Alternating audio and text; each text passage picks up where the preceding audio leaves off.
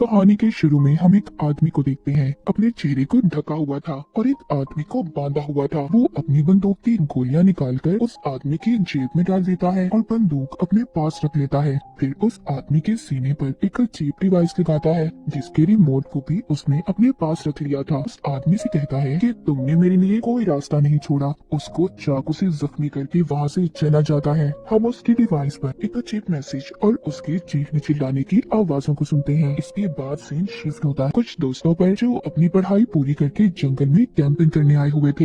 यहाँ पर सब दोस्तों में कैटो जो सबसे ज्यादा बिगड़ा हुआ था, वहीं कैटो का दोस्त जो उसके उल्ट था, बिल्कुल सीधा। पर उसकी दोस्त ऐसी थी जो बेचारे पर हमेशा शक करती रहती थी कि उसका चक्कर किसी और लड़की के साथ है। हम यहाँ पर उनकी बातों में सबकी गहरी दोस्ती देखते हैं। इनके ग्रुप में एरिन थी जो सबसे ज्यादा मासूम थी और सबसे अलग रहा करती थी। जब एरिन बाथरूम के लिए झाड़ियों में जाती है, वही आदमी जो हमने कहानी के शुरू में देखा था वो एरिन को बेहोश कर देता है। जब एरिन को होश आता है, उसके साथ साथ सभी दोस्त एक चीप सी जैकेट के साथ उठते हैं क्योंकि सबने अब जैकेट पहनी हुई थी और उस जैकेट पर एक टाइमर लगा हुआ था। करीब ही जब वो गैस सिलेंडर को देखते हैं तभी इन्हें समझ आता है कि किसी ने इनको गैस से बेहोश कर दिया था और इनका यहाँ पर एक दोस्त भी गायब था। जब वो आदमी इनके सामने आता है तो इन्हें पता चलता है कि वो इनके स्कूल के साइंस टीचर थे और साथ ही साथ एरिन के दोस्त के डैड भी जो अब मर चुका था। वो बताते हैं कि जब मेरे बेटे की मौत हुई तो उनकी बीवी ने इस सदमे से अपनी जान ले ली जिस वजह से उन्होंने अपनी फैमिली को खो दिया।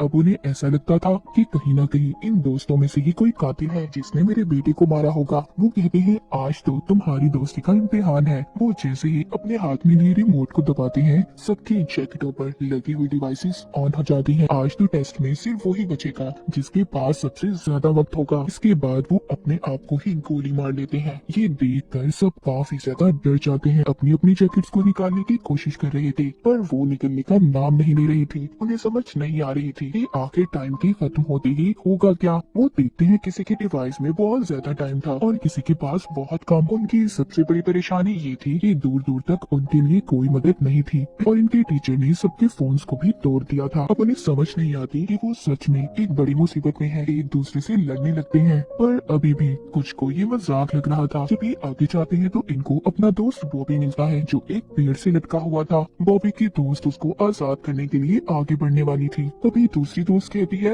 हो सकता है ये चाल बॉबी की हो, हमें यहाँ पर फंसाने की, क्योंकि इसने ही हमें यहाँ पर बुलाया था। ये जरूर उस टीचर के साथ मिला हुआ है। ये सब सुनकर कुछ दोस्त बॉबी को छुड़ाने के हक में नहीं थे पर बॉबी उनसे बार बार कह रहा था कि प्लीज मेरी मदद करो। वो कहता है मैंने तुम सबसे अपनी एक बड़ी बीमारी को छुपाया था जो उस टीचर को पता चल गई थी। वो मुझको ब्लैकमेल करते थे, मेरे पास कोई और रास्ता नहीं था, इसलिए मैं तुम सबको यहाँ पर लाया। पर मुझे उनके इस प्लान के बारे में कुछ पता नहीं था कि वो हमें यहाँ पर कैसे फंसाएंगे। पर मैं तुम सबको इस डिवाइस के बारे में भी बताने के लिए तैयार हूँ अगर तुम मुझे खोल दो। अब उसके दोस्त उस पर तरस खाकर उसे छुड़वा देते हैं। बॉबी आजाद होते ही सब पर चाकू से हमला कर देता है पर वो किसी को मार नहीं पाता और देखते ही देखते उसकी डिवाइस में टाइम खत्म हो जाता है। सबके सामने वो ब्लास्ट हो गया था, फट जाता है, उसके जिस्म के टुकड़े टुकड़े हो जाते हैं। ये देखकर सब अपने अपने दोस्तों को लेकर भागते हैं। टीबर कैटो का दोस्त था जिसकी दोस्त उस पर अब भी शक कर रही थी। वो उसके साथ जाने से भी मना कर देती है। कैटो का दोस्त अकेला ही कैंप में वापस आता है। वो उस टीचर की बंदूक को भी अपने पास रख लेता है ये सोचकर कि शायद ही उसके काम आ जाए। इसके बाद हम एक और दोस्त को देखते हैं जो काफी ज्यादा घबराया हुआ था क्योंकि उसका टाइम अब खत्म हो चुका था। वो अपनी दोस्त से कहता है प्लीज मुझसे दूर रहो, कुछ देर बाद मैं भी मरने वाला हूँ।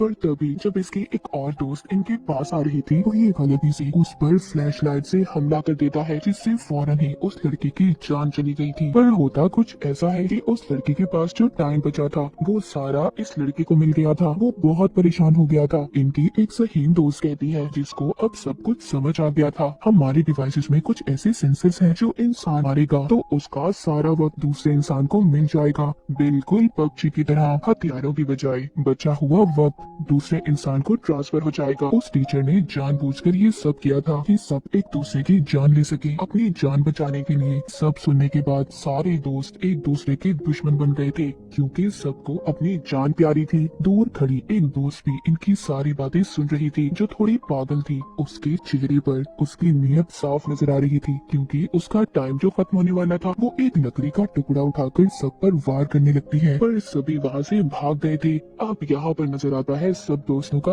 असली चेहरा। सभी एक दूसरे की जान के दुश्मन बन चुके थे। तो दोस्त जल्दी से दोबारा कैंप की तरफ भागते हैं, क्योंकि उनके पास अभी भी एक फोन था जो वो कैंप में ही छोड़ आए थे, मगर उसमें भी सिग्नल नहीं थे। इसलिए ये फोन को लेकर ऊंचाई की तरफ भागते हैं। उधर एरिन को कैटो का दोस्त अपना पार्टनर बन जाने का कहता है और दोनों आगे मदद के लिए निकल पड़ते हैं। उधर दूसरी तरफ इनकी एक और दोस्त जो अपने शिकार की तलाश में थी, क्योंकि उसका टाइम खत्म होने वाला था। जब ये कैटो को अपने पास आते हुए देखती है तो उस पर हमला कर देती है। पर अचानक कैटो अपनी जान बचाने के लिए उस लड़की से कहता है, तुम कहती थी ना कि मेरा दोस्त तुम्हें धोखा दे रहा है, उसका चक्कर किसी और लड़के के साथ था। हाँ, वो कोई और नहीं बल्कि तुम्हारी बेस्ट फ्रेंड है, जो मुझे उसके फोन से पता चला। उस पागल लड़की को एक और मौका मिल गया था किसी की जान लेने का। ये अपनी ही दोस्त के ऊपर चाकू से हमला कर देती है, पर वो दोस्त एक ही झटके में उसके ऊपर वार करके उसी को मार देती है। अब उस लड़की को भी गेम की समझ आ चुकी थी कि भले कैटो ने उसे मरवाने की कोशिश की, पर यही रास्ता है इस गेम में सरवाइव करने का, जिंदा रहने का।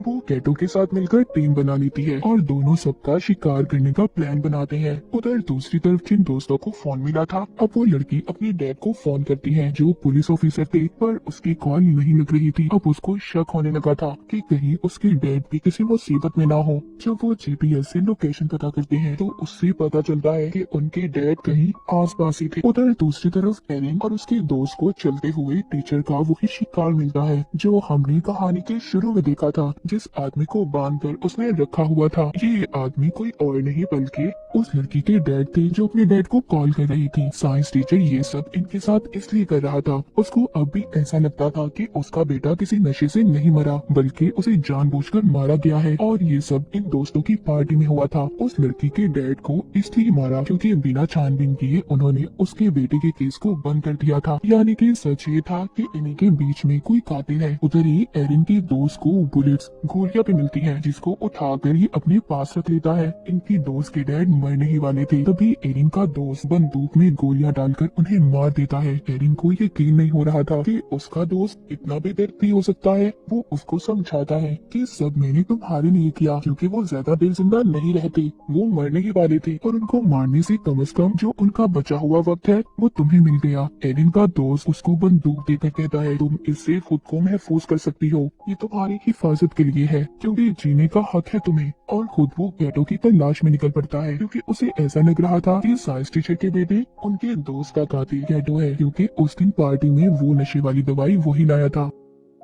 अब एरिन अपनी उसी दोस्त से मिलती है और उसको उसके डैड के बारे में बताती है। ये सुनकर वो बहुत ज्यादा रो रही थी। एरिन कहती है, अभी हमारे पास रोने का वक्त नहीं है, हमें जल्दी रिमोट को ढूंढना होगा। वो इन दोनों को उस रिमोट को ढूंढने का कहती है और खुद कैटो के पास जाने का फैसला करती है कि उसकी जान खतरे में है। उधर कैटो को भी उसके दोस्त ने ढूंढ लिया था। इन दोनों की बहुत ही खतरनाक लड़ाई होती है। उस लड़ाई में कैटो ने अपने दोस्त को मार दिया था। फिर कैटो अपने एक और दोस्त को मारने की कोशिश करता है और आखिर में कैटो ने उसकी बंदूक लेकर उसे भी मार दिया था। जिस दोस्त को उसने मारा था उसके पास सबसे ज्यादा टाइम था, जो सारा अब कैटो को मिल चुका था। लेकिन कैटो को तो इस गेम में जीतना था, वो अभी भी पास कहाँ आने वाला था। वो एक और दोस्त को मार देता है। कैटो अपने आखिरी शिकार की तलाश में था, जो एरिन और उसकी एक और दोस्त थी। जैसे ही उनके पास जाता है, एरिन की दोस्त इस पर बहुत चिल्लाती है कि उसने उनके सभी दोस्तों को मार दिया, पर वो इसकी तरह कातिल नहीं बनना चाहती थी, इसीलिए इसे चाकू से जख्मी करके भाग जाती है। पर भागते हुए वो सोचती है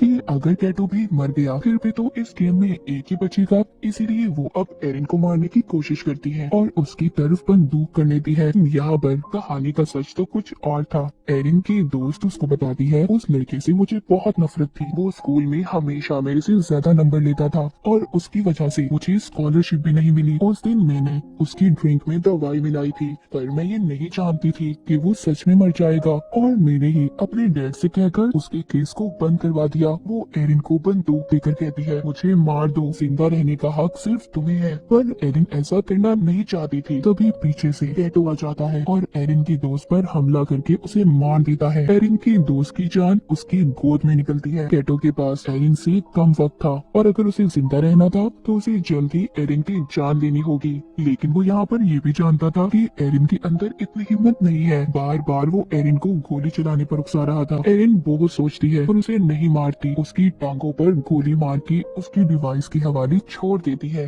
आखिर में कैटो भी ब्लास्ट होकर मर जाता है और एरिन इस गेम की विनर बन चुकी थी। उसने इस गेम को जीत लिया था। वो डिवाइस भी खुद ब खुद बंद हो जाती है। थोड़ी देर बाद सुबह हो गई थी। एरिन जंगल से बाहर निकलती है। उसको एक आदमी मिलता है जो अपनी गाड़ी पर था, पर एरिन का ऐसा हाल देखकर वो मदद करने से इनकार कर देता है। कहानी के आखिर में एरिन की हमें खतरनाक मुस्कुराहट को देखते हैं। इसी सस्पेंस के साथ ये कहानी यहीं पर खत्म हो जाती है।